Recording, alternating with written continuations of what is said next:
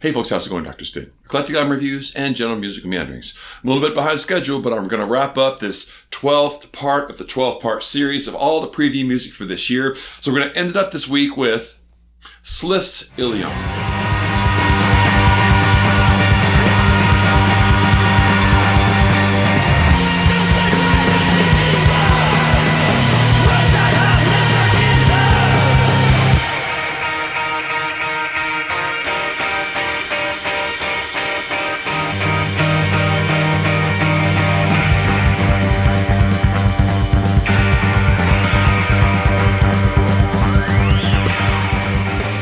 Now this trio from Toulouse, France makes music that I would call psychedelic doom. And it's got this almost transcendental intensity to it. Sort of prog-adjacent structures, but with the trajectory of a post-rock. Ilion is relatively bereft of mundane musical structures like verses and choruses, but instead casts crushing oceanic waves of sound alongside ambient synthesizer textures. And while the songs on Ilion often stretch past the 10-minute mark, they're paced as such to where they just pass by relatively quickly, despite the fact that there's kind of jammy, open-ended aspects to them. But there is, in fact, a sense of journey to Slift's music that I think is really rewarding to the listener that's willing to invest in it. Now, this pacing is structural, the way that they kind of play with the contrast with the really heavy guitar alongside the synthesizer textures to kind of, balance it out. But there's also a conceptual aspect to this album in particular. It's kind of bound together with these themes of the fall of man, but they're also their rebirth. So even though it has this really dark apocalyptic feel to it, there's also a sense of hopefulness to it. Now, the vocals are kind of a thing with this album because they're kind of hollered vocals, and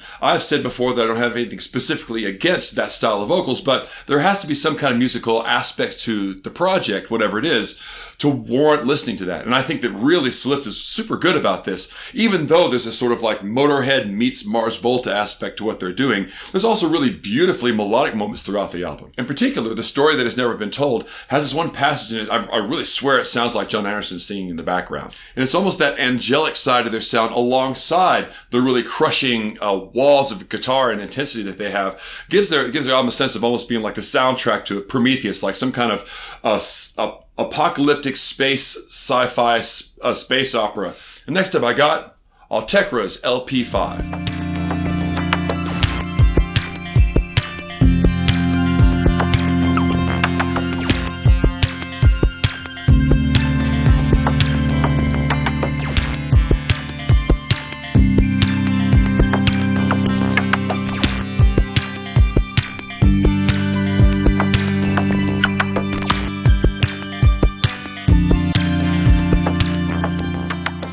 Now, the UK duo Autechre has been around for many years. It's sort of my introduction to them, and I really find their background fascinating because they actually started out as graffiti artists in the UK, sort of adjacent with that electronic underground music scene that was going on in the mid-90s and like rave culture. And eventually the two began experimenting with sound in collaboration with their own visual arts. And the early albums really kind of defined this subgenre of music at the time in the mid-90s called intelligent dance music. But their later albums became more and more cerebral and kind of more challenging. But LP5 sits in the middle of these two extremes and kind of acts as a bridge between their more accessible intellectual stuff and their more sort of artistic challenging stuff. And despite being over 2 decades old, LP5 still pushes electronic music into these really experimental and experiential realms. It takes a while to make sense, but there's definitely a clear aesthetic logic to the album. And unlike a lot of electronic music that's experimental, LP5 is kind of oddly inviting. It's made up of really cool sounds and rhythms that are sort of combined and recombined in very interesting ways. Even in that song, Fold 4 Rap 5, where it feels like there's these disorienting tempo changes that sort of keeps the listener off kilter, there's also a sense that there's this underlying mathematical structure that allows the repeatability of that rhythm to ultimately become satisfying, despite its sort of a disorienting nature. Simply put, the album is just unreal. In the most practical sense, it just doesn't exist in the real world of sounds. And as such, it's actually a great earphone listen because you can cut yourself off from sort of the sounds of reality and really delve into the world of LP5. And that's really, I think, where you're going to find the most rewarding aspects to this recording. Okay, next up I got Ison's Inner Space.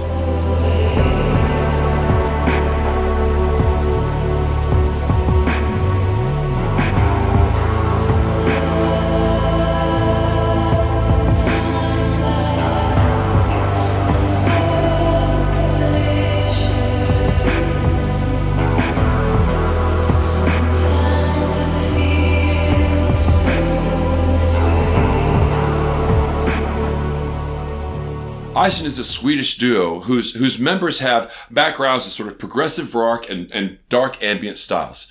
And Interspace is their third release, although it's their first full length. And if I was going to describe them through analogy, think that, what Dolly Parton is to Elvira, Enya is to Ison. Because like Enya, one of the most significant parts of Ison's sound is their ambience. As the album's name suggests, Ison takes advantage of sound's inherent quality to suggest space. Inner Space sounds very cavernous and vast, with these sort of spectral voices floating in from the horizons of the album. And I think the consideration that Ison has invested in crafting this space is there for a very specific reason. Because the album is really a treatise on loneliness and despair. And with the lyrics placed where they are inside of this space, really enhances that feeling of loneliness and isolation. And finally, I got Adventures of Jet, Muscle.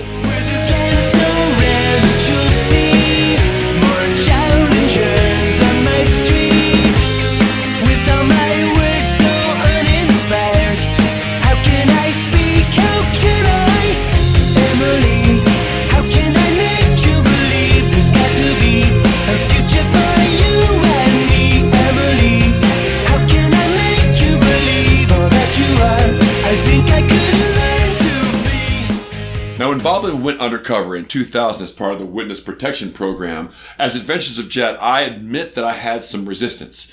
And it's not that I didn't like their music, I couldn't process the identity shift. As much as I saw the music as equivalent, I just couldn't get it quite to feel the same. But now, 20 years later, I feel as if my stubborn 28, 30-year-old self kind of gave present day me a gift, because with some distance and a little bit more perspective, I've been able to go back and listen to these albums with a fresh ear, having never really connected with them before, and come to really appreciate their genius. Last year, the previous album, Part 3, Coping with Insignificance, ended up being a top 5 album. But at the same time I bought that album last year, I also bought this album Muscle, and I've literally been sitting on it for a whole year, waiting so that I could listen to it on its own terms, without any other comparisons, without worrying about how it's going to stack up against Part 3. Because after all, what's one more year after 20? Now, I said several times throughout the previous year that the Part 3, Coping with Insignificance, was pretty much musically indistinguishable from Bob Goblin. The big shift at that point was to downplay the sort of Orwellian concept that coded that band,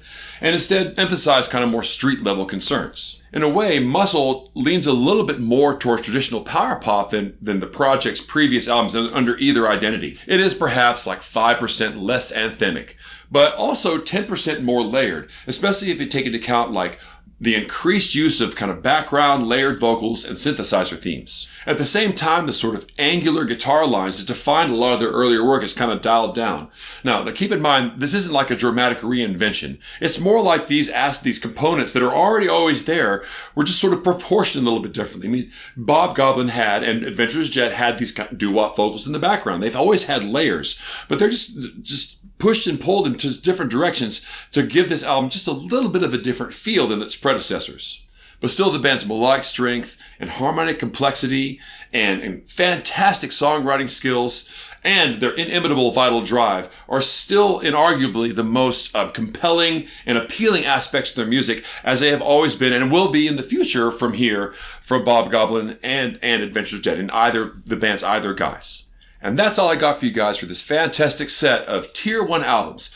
All these albums are going to be going up against each other in various showdowns and head-to-heads, and this is already underway right now, trying to refine them down from 48 albums to 24. And those 24 will go up against another set in the coming months for Tier 2, which will produce for us a really solid top 12 in the middle of the year. So again, if you're one of those folks that really is a kind of a music nerd and don't have a whole lot of time to go sift through all the stuff, follow along with us and we'll find some of the best music that's around this year, old and new. So if you want to follow along with that, please like and subscribe and share the video with your friends. If you want to know more about this music or want to catch up on what I've already done, follow me over on Spotify. I've got a playlist with representative tracks from all of these albums. And finally, if you want to be on the panel for my viewers' choice of Top 20 at the end of the year, please sign up to my Patreon below. And until I see you guys next time, I'll catch you on the flip side.